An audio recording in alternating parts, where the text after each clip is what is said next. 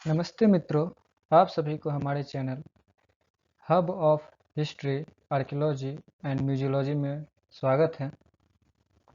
हम लोग UGC net के म्यूजियोलॉजी एंड कंजर्वेशन पेपर के 4 पार्ट कंप्लीट कर चुके हैं। 5वें पार्ट को आज शुरू करेंगे।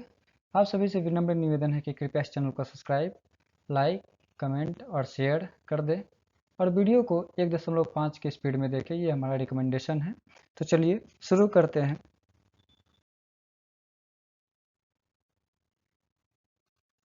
प्रश्न संख्या 1, अलेक्जेंड्रिया म्यूजियम की स्थापना किसने की थी? Alexandrian museum was founded by option A Ptolemy Soter, B Alexander the Great, C Napoleon Bonaparte और डी विक्टोरिया क्वीन। तो इसका सही जवाब आता है ऑप्शन ए टॉलेमी सोटर। ये जो म्यूजियम है, ये म्यूजियम जो ग्रीक मिथोलॉजी में जो सीट ऑफ म्यूजेज है उसके लिए समर्पित है और ये इजिप्ट में बना हुआ था, रॉयल प्लेस के नज़दीक। और इसका टाइम पीरियड लगभग 3rd सेंचुरी बीसी तक बताया जाता है, जो कि 5th सेंचुरी बीसी तक चला था। और इसकी स्थापना टॉलेमी फर्स्ट सोटर ने किया था। और इसकी जानकारी हमें स्ट्रैबो के बुक से मिलती है, जो कि एक ग्रीक ज्योग्राफियर और हिस्टोरियन था। उसने इसकी जानकारी दी है। चलिए अगले सवाल की ओर आगे बढ़ते हैं। प्रश्न संख्या 2, संग्रहालय कब लोक संस्थान बने? Museum become public institution in A 15th century, B 16th century, C 17th century और डी 18th सेंचुरी। तो इसका सही जवाब आता है ऑप्शन सी 17th सेंचुरी। 1683 में एस्मोलेन म्यूजियम की स्थापना होती है ऑक्सफोर्ड म्यूजियम में, और वहाँ से पब्लिक के लिए ये संग्रहालय या ये कलेक्शन को खोल दिया जाता है सब लोग के लिए। चलिए अगले सवाल की ओर आगे बढ़ते हैं।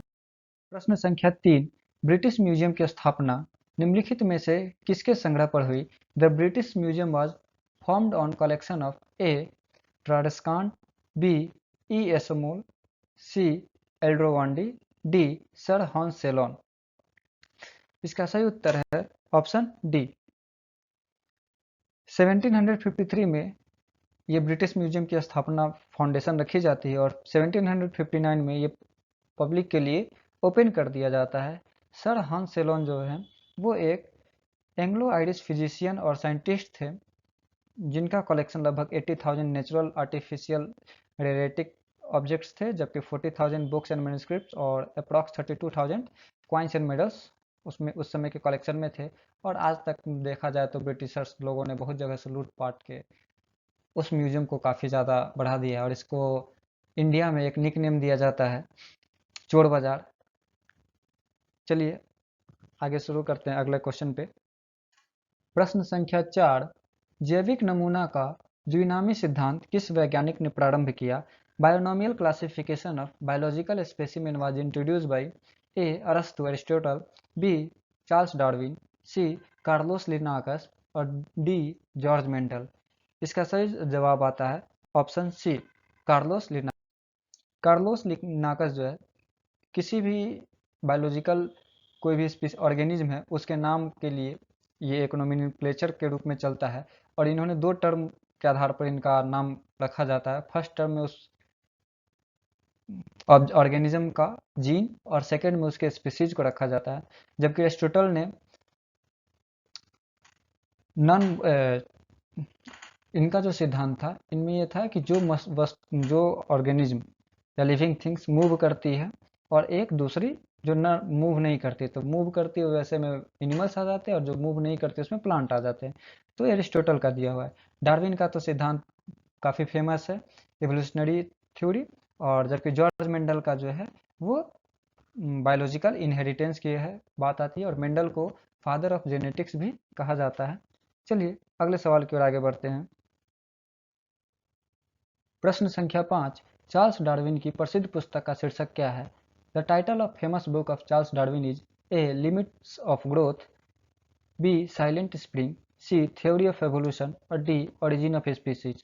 तो चार्ल्स डार्विन की और पुस्तक की बात किया जाए तो इनकी पुस्तक का नाम है ओरिजिन ऑफ स्पीसीज, इसका ऑप्शन आता है ऑप्शन डी। ये उनकी बुक का एक पिक्चर है जिनमें दिया गया है। लिमिट्स ऑफ ग्रोथ जो है लगभग 4 राइटर्स ने मिलकर बनाया है, जबकि साइलेंट स्प्रिंग रिचल कार्सन का दिया गया ये एक ईवीएस बुक है। और ये बुक को बैन कर दिया गया था क्योंकि इन्होंने केमिकल्स के जो इफेक्ट्स, डेंजरस इफेक्ट्स पड़ते हैं उसके बारे में बताया था। और थ्योरी ऑफ इवोल्यूशन जो है 1958 में जॉन मैनार्ड स्मिथ के द्वारा लिखा गया था। चलिए अगले सवाल की ओर आगे बढ़ते हैं। प्रश्न संख्या 6, म्यूजियम इन मोशन पुस्तक का लेखक है। Museum in motion is written by option A E P Alexander, B Susan Pearce, C T Ambrose, D Crispin Paine. अगर इनकी बात किया जाए तो इसका सही जवाब आता है ईपी अलेक्जेंडर, ऑप्शन ए। और अगर सुजन पियर्स की बात की जाए तो ये म्यूजियम ऑब्जेक्ट्स और कलेक्शन के ऊपर लगभग 40 बुक्स के अप्रॉक्स में इन्होंने लिखा हुआ है।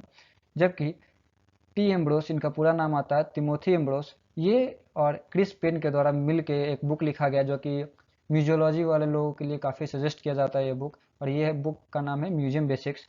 ये बुक्स मार्केट में अवेलेबल है और पीडीएफ भी इसकी अवेलेबल है, तो आप हमारे टेलीग्राम चैनल पे भी जाके इसको ले सकते हैं। मेरे टेलीग्राम चैनल का नाम hub of history archaeology and museology है। वहाँ पे जब भी वीडियो डालते हैं तो उसके लिंक्स वहाँ पे दे दिए जाते हैं अगर किन्हीं के पास नोटिफिकेशन नहीं जाता। चलिए अगले सवाल की ओर आगे बढ़ते हैं। प्रश्न संख्या 7, म्यूजियम इन्वायरमेंट का लेखक है। Museum environment is written by option A Gary Thomson, option B J Stephenson, option C J B Watson, option D Thomson. तो म्यूजियम इन्वायरमेंट के जो लेखक है उनका नाम है गैरी थॉमसन, ऑप्शन ए। अगला सवाल की ओर आगे बढ़ते हैं। 84, 132, 17 सी के किस तीसरे भाग की संख्या का अर्थ है कि object the third part of the number is 84.132.17 C means that the object. Option A वर्ष 1984 की 17वीं संप्राप्ति है, is the 17th acquisition of the year 1984, B 1984 में 132वीं संप्राप्ति का 17वां घटक है, is the 17th component of 132 acquisition of the year 1984, वर्ष 1984 में संप्राप्ति की गई है, was acquired in the year 1984, D उपरोक्त में से कोई नहीं। इसका सही जवाब आता है ऑप्शन बी। दरअसल ये सारी एक्सेशन करते समय जो नंबरिंग दी जाती है किसी भी ऑब्जेक्ट का, ये उसका एक तरीका है, एक विधि है।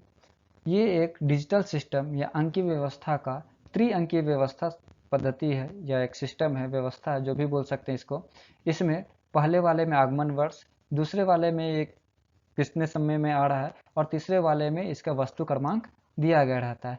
जैसे कि यहाँ पे बताया गया है कि 84 ये इसके वर्ष को बता रहा है, 132 कि ये एक्विजिशन का नंबर कितना है और उस एक्विजिशन में जितने भी ऑब्जेक्ट का एक्विजिशन किया गया था उसमें इस ऑब्जेक्ट का नंबर कितना है, ये बताया गया है। तो चलिए अगले सवाल की ओर आगे बढ़ते हैं। प्रश्न संख्या 9, घोड़वज पाउडर का उपयोग किसके लिए किया जाता है। घोड़वज powder is used as A रंजक एजेंट, कलरिंग एजेंट, बी स्थिरीकरण एजेंट, फिक्सटेटिव एजेंट, सी चिपकाने वाला एजेंट, एडहेसिव एजेंट और डी विकर्षक एजेंट। तो घोड़वज एक प्रकार का प्लांट है, कहा जाए कि एक रूट जो है इसका प्रयोग में लाया जाता है और ये एक काफ़ी औषधीय गुण है और ये एक विकर्षक एजेंट या रिपेलेंट एजेंट के रूप में काम करता है, इसलिए इसका सही जवाब आता है ऑप्शन डी। चलिए अगले सवाल की ओर आगे बढ़ते हैं। प्रश्न संख्या 10, देखभाल, केयर और संचालन, हैंडलिंग में निम्नलिखित में से कौन सा नियम लागू करने योग्य नहीं है। Which of the following rules is not applicable to care and handling. Option A कला की कृतियों के आसपास पश्च चाल से नहीं चलिए, never walk backward in the vicinity of work of art, B कला की कृतियों को घसीट कर हटाइए, drag works of art, C धूम्रपान निषेध, नो स्मोकिंग, डी एक समय में केवल एक ऑब्जेक्ट को हैंडल कीजिए, handle only one object at A time. तो अगर इसका ऑप्शन ए देखें तो यहाँ पे बात सही बताया है कि किसी भी वर्क ऑफ आर्ट के पास या किसी भी कलाकृति के पास पीछे कदम रखते हुए नहीं चलना है, जैसे कि हम लोग मंदिर से निकलते समय पीछे की ओर से निकलते हैं, तो वैसा कलाकृतियों में नहीं, ये केयर एंड हैंडलिंग में के रूल्स में अप्लाई होता है कि कभी वैसा चाल नहीं चलना है। बी, कलाकृतियों घसीट कर हटाइए, तो ये बिल्कुल नहीं आता है, केयर एंड हैंडलिंग के रूल्स में ये चीज़ एप्लीकेबल है ही नहीं।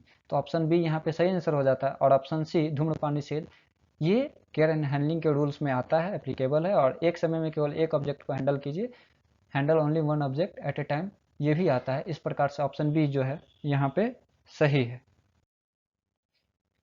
चलिए अगले सवाल की ओर आगे बढ़ते। प्रश्न संख्या 11, अस्थि संग्रह कहलाता है।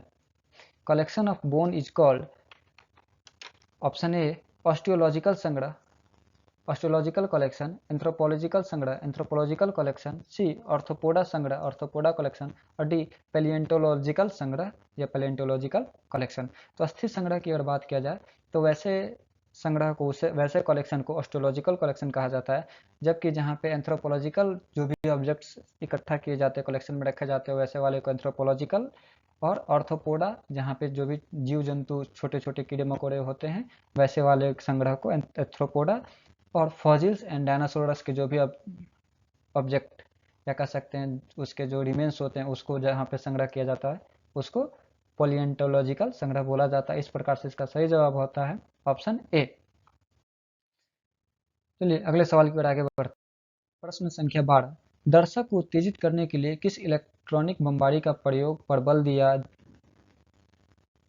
Who urged the use of electronic bombardment to simulate the viewer? Option A Marshall McLuhan, option B Duncan Cameron, option C Gary Thomson, और डी E.H. पॉल। अगर इसका सही जवाब देखा जाए तो इसका सही जवाब आता है ऑप्शन ए मार्शल मैकलुहन। जबकि डंकन कैमरॉन की अगर बात किया जाए तो ये एनिमल ट्रैक्स को कास्टिंग करने में, ऑब्जर्वेशनल ड्राइंग करने में, या प्रेजेंटेशन ऑफ रिकॉर्ड और ड्राइंग, ये सारे काम को ये करते थे, कलेक्शन ऑफ सेल्स बोन्स करते थे। जबकि जो गैरी थॉमसन है, ये एक, इनका जो बुक है द म्यूजियम इन्वायरमेंट, इसके लेखक हैं।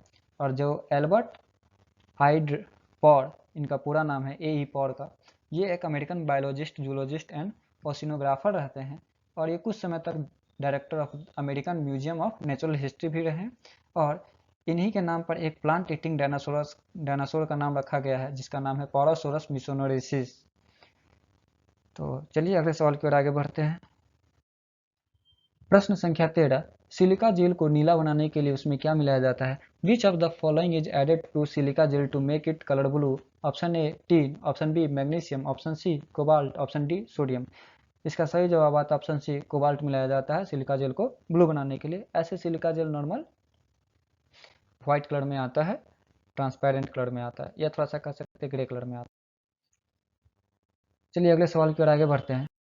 प्रश्न संख्या 14, विरंजन के लिए निम्नलिखित में से किसका उपयोग किया जाता है? Which one of the following is used for bleaching? Option A formalin, option B mercury chloride, option C hydrogen peroxide, option D alcohol. तो विरंजन के लिए यहाँ पे देखा जाए तो ऑप्शन सी हाइड्रोजन परऑक्साइड का प्रयोग किया जाता है, इसलिए इसका सही जवाब आता है ऑप्शन सी। चलिए अगले सवाल की ओर आगे। प्रश्न संख्या 15, निम्नलिखित में से किसके उपचार के लिए कागज की लुगदी तकनीक का प्रयोग किया जाता है, इस्तेमाल किया जाता है? Paper pulp method is used in treatment of, option A पानी में डूबी हुई लकड़ी, water logged wood, option B पाषाण की सामग्री, स्टोन ऑब्जेक्ट्स, ऑप्शन सी धातु की सामग्री, मेटल ऑब्जेक्ट्स, ऑप्शन डी शीशे की सामग्री, ग्लास ऑब्जेक्ट। तो इसका सही जवाब आता है पाषाण की सामग्री, स्टोन ऑब्जेक्ट। यहाँ पे जब भी स्टोन में विकृति आने लगती है, उसमें बीमारी लग जाती है, जिसको साल्ट क्रिस्टलाइजेशन बोलते हैं, तो जब भी स्टोन ऑब्जेक्ट या कोई भी स्कल्पचर्स हो जाते हैं या कोई भी ऐसे टूल्स हो जाते हैं, उसमें से साल्ट को निकालने के लिए कागज़ की लुगदी तकनीक का इस्तेमाल किया जाता है, पेपर पल्प मेथड का यूज किया जाता है इसमें, जिसमें पेपर को कूट के उसके एक लेई बना के उस स्टोन के ऊपर रखा जाता है, और इससे क्या होता है कि वाटर उस साल्ट को खींच लेता है। जबकि पानी में डूबी हुई लकड़ी के लिए SP11 का यूज किया जाता है, कि जो सबसे बेस्ट मेथड है।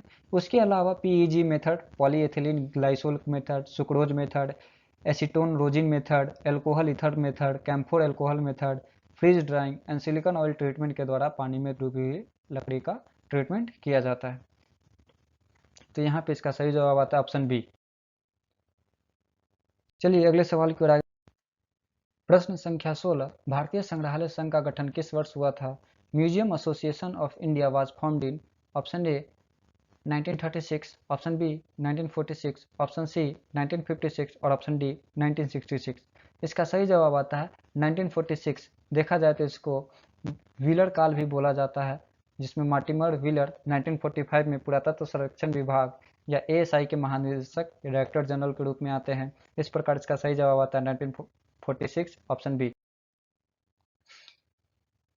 इसे म्यूजियम एसोसिएशन ऑफ इंडिया को शॉर्ट फॉर्म में MAI के नाम से भी जाना जाता है, जो कि एक प्रकार की संग्रहालय, भारत की एक संग्रहालय संस्था है, जो कि भारत में संग्रहालय विकास को गति प्रदान करने के उद्देश्य से बनाया गया था, और ये कभी सर्वमान्य मंच के रूप में कार्य कर रही है। चलिए अगले सवाल की ओर आगे बढ़ते हैं। प्रश्न संख्या 17, एक प्रदर्शनी में एक लेबल को किसी व्यक्तिगत ऑब्जेक्ट की पहचान करवाता है उसे क्या कहते हैं? A label that identifies the refers to individual object in the exhibition is called. Option A object label, option B परिचायक लेबल या introductory level, option C group level, option D अनुभाग लेवल। किसी एक व्यक्ति की एक वस्तु या इंडिविजुअल ऑब्जेक्ट की अगर बात करें जाए तो वैसे ऑब्जेक्ट को दिखाने के लिए हम लोग ऑब्जेक्ट लेवल का प्रयोग करते हैं, जबकि इंट्रोडक्टरी लेवल व्यूअर्स को एग्जिबिट और उसके बारे में बताने के लिए वो लेवल लगाए रहते हैं। ग्रुप लेवल उस एग्जिबिट के थीम को बताता है, जबकि अनुभाग लेवल उसके सेक्शन को बताता है। इस प्रकार इसका सही जवाब आता है ऑप्शन ए। चलिए अगले सवाल की ओर आगे बढ़ते हैं। प्रश्न संख्या 18, निम्नलिखित में से कौन सा प्रकाशन नहीं है? Which of the following is not a publication? Option A प्रदर्शनी level, exhibition level, option B CD, option C DVD, option D guide book. Guide book, DVD और CD ये सारे पब्लिकेशन के अंदर आते हैं, जबकि प्रदर्शनी लेवल पब्लिकेशन के लेवल पब्लिकेशन में नहीं आते हैं। इस प्रकार से इसका सही जवाब आता है ऑप्शन ए। चलिए अगले सवाल की ओर आगे बढ़ते हैं। प्रश्न संख्या 19, निम्नलिखित में से कौन सी मछली नहीं है? Option A rays, option B whale, option C carp, option D shark. इसके सवाल में म्यूजियोलॉजी एंड कंजर्वेशन में जो पिछले साल के क्वेश्चन को अगर हम देखें तो इसमें UGC नेट ने इसका सही जवाब शार्क बताया था, मगर शार्क एक मछली है, रेज भी मछली और कार्प भी मछली के अंदर आता है, जबकि व्हेल एक मैमल्स के अंदर आता है, ये फिश के अंदर नहीं आता है। इस प्रकार इसका सही जवाब आता है ऑप्शन बी। अगले सवाल की ओर आगे बढ़ते हैं। प्रश्न संख्या 20, पुरातत्व संग्रहालय खजुराहो में प्रदर्शित ऑब्जेक्ट का संबंध किससे है? Archaeological museum Khajuraho exhibits objects of, option A सूर्य कला, ऑप्शन बी मथुरा कला, ऑप्शन सी चंदेला कला, ऑप्शन डी कुशाना कला। ये पिछले हमारे PYQ सेट में ये क्वेश्चन पूछा गया है, और वहाँ पे हम लोगों ने इस सवाल को फिर से बनाया था, जिसमें चंदेला आर्ट खजुराहो पुरातत्व संग्रहालय में संग्रहित है, इसलिए इसका सही जवाब आता है ऑप्शन सी। चलिए अगले सवाल की ओर आगे बढ़ते हैं। प्रश्न संख्या 21, कमल धारण करने वाले देव को पहचानिए। The deity holding lotus is, option A Shiva, option B Brahma, option C Surya, option D Kartikeya. और इसका सही जवाब देखा जाए तो ब्रह्मा और सूर्य दोनों के हाथों में कमल देखने को मिलते हैं, मगर मुख्य आयुध के रूप में देखा जाए तो वो सूर्य का है। जबकि ब्रह्मा की बात किया जाए तो ब्रह्मा के हाथ में वेद, जपमाला भी आते हैं, तो वो उनका प्रमुख एक आयुध नहीं है। शिवा का त्रिशूल है, और आपका पिनाका धनुष है, जबकि कार्तिकेय का बात किया जाए तो वो उनका वेल है, जो कि एक भाले की तरह दिखता है। ये साउथ में काफ़ी फेमस देती हैं, तो इसलिए इसका सही जवाब आता है ऑप्शन सी। चलिए अगले सवाल की ओर आगे बढ़ते हैं। प्रश्न संख्या 22, ब्राह्मी और खरोष्ठी लिपियों का गूढ़ार्थ निकालने वाला कौन है? Who deciphered the Brahmi and Kharosthi script?